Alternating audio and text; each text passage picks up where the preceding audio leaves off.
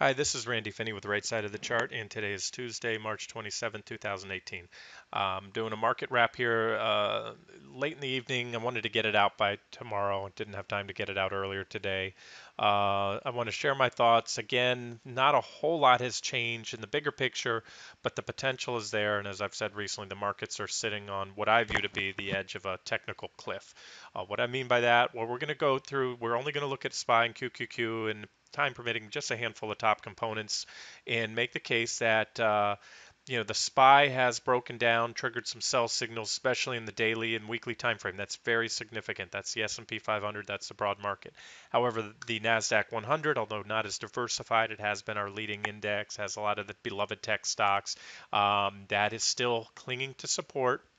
And I'm going to get down to the 60-minute charts here in a minute, all the way down daily and 60-minute charts, but I want to start with the monthly. This is where the big trend is defined. This is where long-term investors, trend traders need to be concerned. So what you're looking at here is really going back to the late 80s, early 1990, are all the major bull and bear markets that we've had. This was considered the most powerful bull market, or one of these, and obviously this one right here is right up there with it now. If you count this as in most would, I think what you had here is a similar thing. We had what we call a deer market. We had a deer market back here in the mid 90s. A deer market is neither a bull nor bear. It's when you trade in a prolonged sideways market for an extended period of time, usually a couple of years or more. They're not very common, but that's where we had one, and that's where we had one there. Either way, one could draw a trend line here and again say this was a smaller bull market. That's where most of the uptrend was. A little period of consolidation, then that great move up to the dot-com bubble. So for those of you not familiar, this is when the dot-com bubble burst back in early 2000, followed by another cyclical bull market, cyclical bear market, bull market. We had a deer market for a couple years there, and this is a trend line I've been watching now. So number one, the important development that I mentioned this, last week, and now this can come into play this week. I'm sorry, yeah, this week. We're at the end of March. Now, when you're trading on any time frame that I'm trading, what's most important is the candlestick close commensurate with that time frame. In other words, if I'm trading a 60-minute chart, I'm not so concerned about a trend line break because that could be intraday noise. But I'm concerned if we get a 60-minute close below a trend line. In other words, here on the monthly charts, it's these monthly candlestick closes below that trigger your sell signals or buy signals if you're looking at it on the flip side. So that's what we're looking at now, and we could reverse this week. If we do, this SPY has the potential. But again, I say this often, I don't treat any one index in a vacuum. I look at the rest of the major indices, the market leading stocks. I don't want to say this wrong, but it would be an overly simplistic view to say, okay, now we're in a bear market because the SPY has broken this one trend line, even though it's pretty well defined. And even if we close below it on a monthly basis, I want to see the NASDAQ 100 go as well, even though the SPY is more diversified. NASDAQ 100 has been our leading index. So, that's what's triggered these bear markets in the past. Again, this one came close on the Nasdaq. We were just a hair under the 20% mark. The small caps exceeded the 20% drop, as did the mid caps. So they had a bear market back in mid 15. Not talked about it much. And again, the large caps for the most part just barely dodged. That's semantics. 20% is the traditional criteria for a bear market, a drop of 20% or more. But let's look at a few other things on this chart, and then we'll move on. One of those are the momentum indicators. The PPO can be used in a lot of different ways. You guys know I like to snip out divergences. Let's just take a look at a few things here. Number one, are where the PPO is relative to its signal line, the 9 EMA. And I'm using a monthly chart here that spans decades, and this trend indicator works just as well. And that's the beauty of the PPO. MACD, it's a close cousin of the MACD, is when the PPO signal line crosses above, the PPO line crosses above the signal line, meaning the blue line above the white line, you're now in a bullish trend. And as long as it remains above, that's indicating the trend is bullish. And you can see here that the signal line often acts as support when back tested. So in other words, to simplify this for you guys, look at these sell signals. This told you the trend isn't the primary, the overall. This is the largest trend I go out. I don't care to look at yearly charts. I like going out to a monthly chart. So the trend was bullish from there to there. That coincided with a break. So see what I'm doing here is I use indicators in conjunction with other things such as trendline breaks, bearish candlestick reversals, a lot of other technicals go into play here. So it told you, okay, we are in a new bear market. And at this point, this trend indicator as well as some things not shown here on this chart, confirm that the trend was now bullish. We had a whipsaw signal there. Like I often say, nothing is 100% in trading. That was a heck of a dive, big correction. But other than that brief whipsaw signal, again, you would trade, you do very well trading your 401k money, long-term money, just if you only using this indicator, going long when the PPO line is above the signal line and short when it crosses below. Actually, the cross came a little bit past there. And that's why I have the histogram down here. When it goes red, from blue to red, that's when the lines cross. So you can just look at it down here to also confirm those signals. So there it is. And at this point here, it was bearish for a while during this, that what I call that deer market or near bear market back there. Told you to get out of stock, stay out, and then got you in for most of this. However, now it's turned down. It hasn't yet crossed, but it is pointing down. Very often, not always, once it points down after being up for a while, it does go on to make a bearish cross, as you can see here, but not always. Sometimes it rejects. What I'm trying to do here, I'm not trying to give conflicting analysis. I'm telling you right now the long-term trend indicators on most of my longest term trend indicators are still bullish, very well bullish on the Nasdaq 100, mostly bullish, if not all bullish on the S&P 500. But I have weekly trend indicators and other things. We're looking at the monthly here. ROC 14, rate of change 14. This is another scrubber or confirmation that I use for the trends. When it goes, the histogram crosses red, that confirms you're in bear market territory. When it's green, you're in a bull market. And like everything else, it's prone to some whipsaw signals. But again, this was like I said, close to a bear market back there. So still well in bullish territory. So let's move off there. But these are charts to keep an eye on, and we'll get to Qs and the QQQ in a second.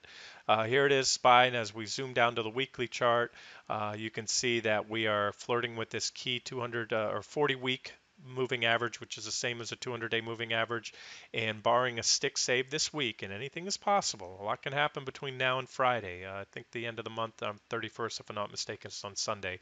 So Friday would be our closing candle for the month. I mentioned already, we printed a solid weekly close below. So the SPY broke trend last week. And it's still trading well above that this week. So again, barring a big stick save, big rally into the close by Friday, um, we're going to continue have a second weekly close below there, confirming, that the SPY is below trend and caution is in order, especially on longs. Um, unlike other, pullbacks, other times where you get a little pullback in the market.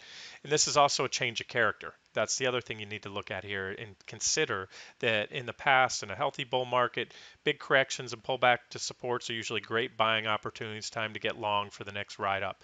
This is not what we've seen in recent years. This, correction, rally, another pullback to this trend line, another pullback. So again, we're seeing, as we did today, in the last couple of days, a lot of volatility. And as I said, that's part of the volatility short trade being busted. And, that's the new norm now, is this increased volatility. The other thing to mention, and I did mention this on the site at the time, the RSI on the S&P 500 and the SPY hit was over 90, and I can't recall now. I should have looked this up. I posted on the site back a few months ago when it did. That was the highest reading in decades, and if not forever. At least I only went back 30 years or so. It really doesn't matter much beyond that. So point being, the markets were extremely oversold, and this is indicative. The action leading up to the January highs was indicative of a blow-off top, especially with such overbought conditions, bullish sentiment and extreme, everything else mentioned in the past. Now we get down to the daily chart, and the same trend line. You can see we're still below trend. There's not a lot to mention here. However, there is something I wanted to point out. We have the potential here, if the markets can pull a rabbit out of their hat, and they've done this before, the potential to put in a nice divergent low on the daily chart, the daily on SPY. We never did put in that divergent high on SPY. I was laid out a scenario back here when it looked like the world was coming to an end the first time. The market's going on to make a new high, which would be a divergent high and then a correction. I got one out of two right. The QQQ did it, but not the SPY. SPY fell short. It fell short of the previous highs, so we did not have a divergent high in SPY. However, there's a potential here if we reverse soon, because you can see prices, if they shoot down and undercut those lows briefly and then can reverse fairly quickly. Now, all that might be good for is a back test. Be careful here. If we are in the early stages of a new bull market, let me tell you what to expect. It's like a, I'm sorry, if we are in the early stages of a new bear market, what you can expect, it's like a bull market in reverse. And what I mean by that is sell signals, bearish chart patterns, divergences, they don't work out. You guys know, if you follow me for a while, I can't tell you how many divergent tops I pointed out. Most of them played out for a little correction, but not nearly what the divergences would indicate.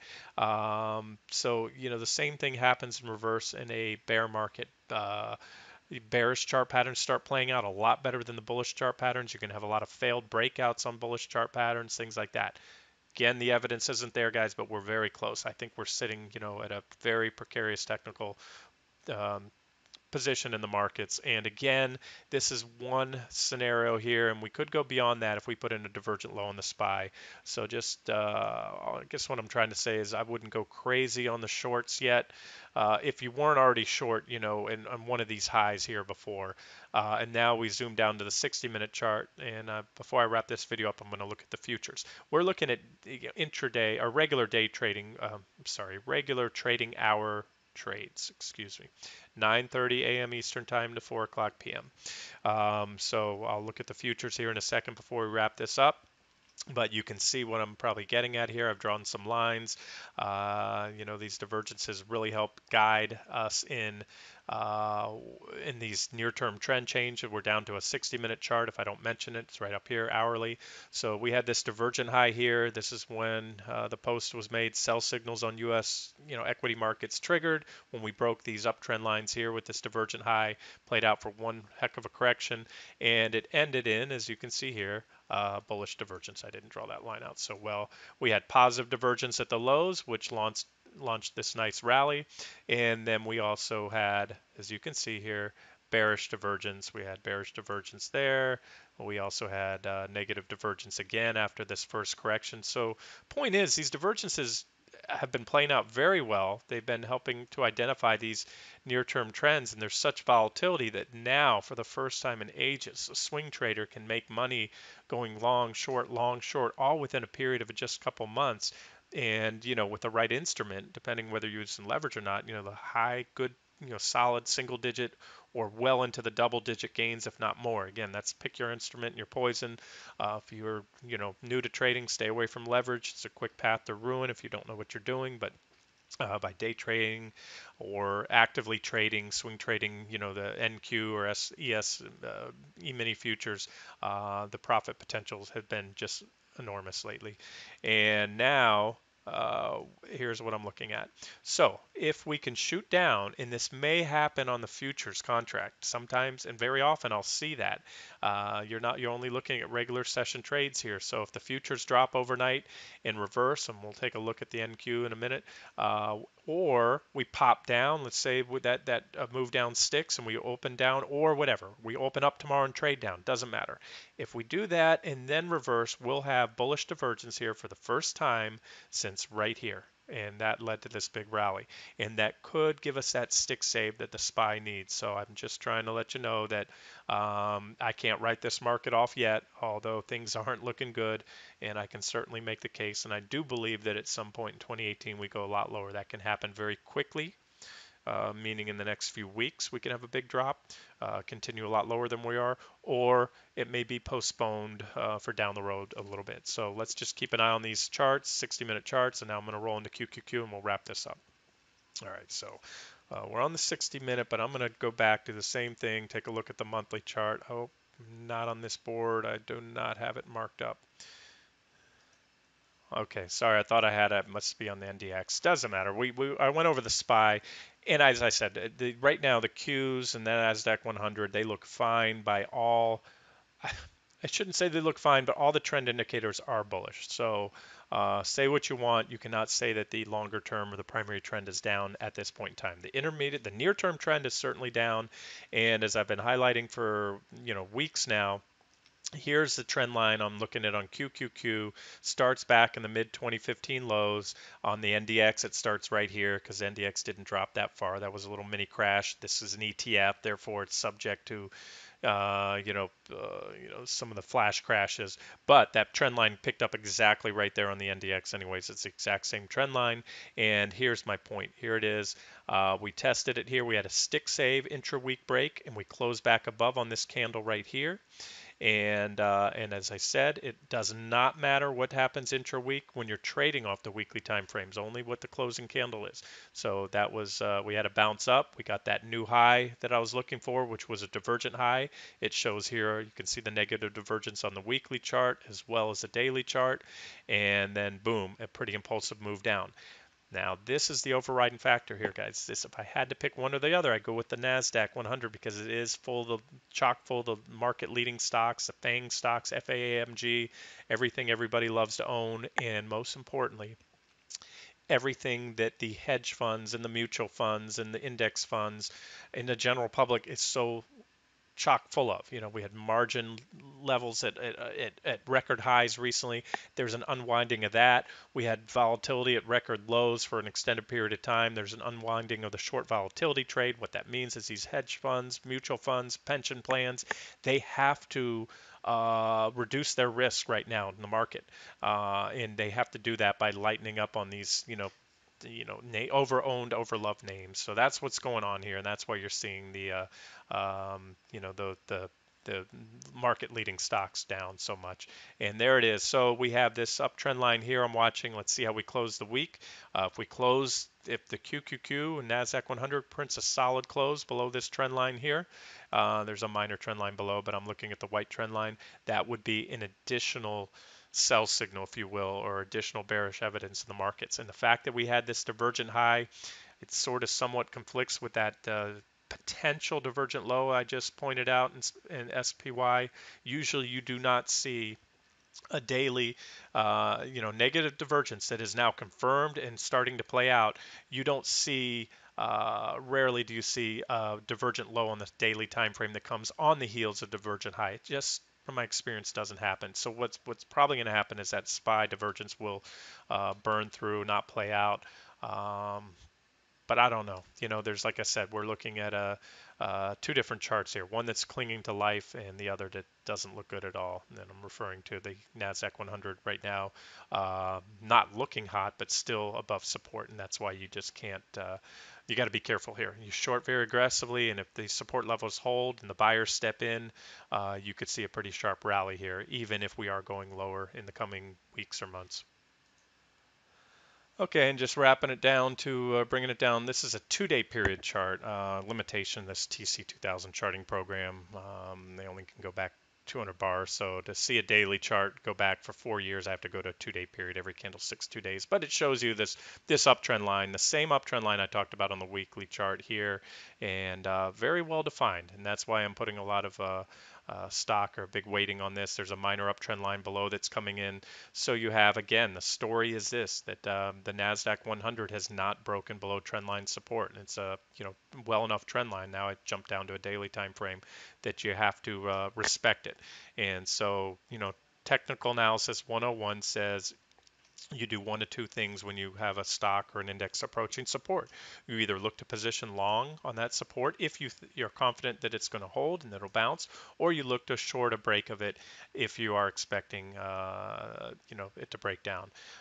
So a lot of mixed technicals, trend indicators. This PPO signal line still above zero. As long as it does remain above zero, I often talk about that. When the white line is above this zero line right here, the dotted line, trend is bullish, and that it also often acts as support, as it did here. There was a little bit of a whipsaw, but for the most part it held. And you can see it's told us the trend for the most part in the last, this is almost what, going back to 2016, 2 years. For the most part, the trend has been bullish. Back here it was bearish coming in, leading in 2015, 2016. So again, looking at trend indicators, still bullish, but that divergent high just doesn't look good. And again, we could bounce here. That's what I'm seeing is a possibility. I don't want to do a lot right in front of this. I'd rather wait for some clear breakdowns. If this market's headed a lot lower, there'll be plenty of opportunities. You just have to be careful here because with the QQQ at support, as well as a lot of key components and potential divergences as we get down, let's go ahead and do that and wrap this up.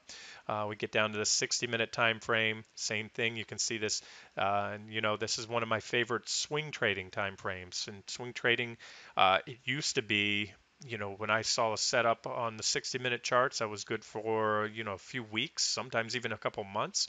But in this market, everything's accelerated. It's like hitting the fast forward button. Once this volatility short trade is broken, these rips and dips are providing tremendous gains and losses in the market, which is opportunity, if you can trade long or short in very short order. And that's what I'm looking at now as I'm seeing, although there's a bearish crossover in play, if we get another thrust down, in fact, we almost have the divergence. It's not clean enough. I like to see clear separation on the peaks, so I'd like to see us come down here, put in a lower high. You can see the divergence, the potential divergence on the RSI. I say potential, not confirmed divergence, because the PPO, which is a momentum indicator, and the RSI, they're both headed lower right now. That means they can take these divergences out or negate the divergences by going below those other lows. But you need to be on the lookout for this if you're short. If these divergences are confirmed, all of a sudden the buyers step in here and buy this dip up. Remember, QQQ is on long-term support with potential bullish divergences on the 60-minute charts, and that is why I'm being cautious right now on getting too aggressive short. I'm also, trading as we are on the site. A lot of hedged instruments. We have longs, we have shorts, we have bonds, we have commodities. A little of everything, because it's not all about the stock market. In fact, I think that's important right now is to diversify your holdings. And I made mention ago, and I've had several times in recent weeks and months about the forced selling in the heavy tech, top heavy market leading FANG stocks, Facebook, Amazon, Apple, Microsoft, and Alphabet. Evidence can be shown here. Well, you can look at, well, I have them off to the left here on the monitor, but you can see the NASDAQ 100, the Qs were down 3.24%. And I brought this up early in the day in the trading room. The equal weighted NASDAQ 100, which is QQQE, just put an E at the end of the ticker symbol, was only down 2.44%. What does that tell me? Well, if you don't give that super top heavy weighting to those, 5 FANG stocks that make up the bulk of the returns, then although it was still an ugly day for the NASDAQ 100, on average, if you give an equal weighting to each stock, it only dropped 2.44% versus the 3.24. That's a pretty significant difference between the two. Okay, and I promised you guys to take a look at the futures chart. These are the NASDAQ 100 futures. If you were following the site or my analysis back in January, on a near daily basis, I was harping on this uptrend line here, and we had an equal one, comparable uptrend line on the SPY, the Dow, very well-defined uptrend lines with divergent highs, and this is what I was looking for. We had little divergent highs and little corrections along the way, but we started wedging here, and I stated when we get a break of this trend line, this blue trend line, on all of the major indices, and they did come. They all came at the same time. That's when there was a post made, before and after at the time. This was a sell signal on the U.S. equity markets, and that led to this initial correction. That terminated, as you can see here, and you can see it well in the futures. Not so much on QQQ. You only had divergence on one of the two indicators, but on the MACD and the RSI here, you had bullish divergence, which led to this rally up to new highs, took the Qs to new highs.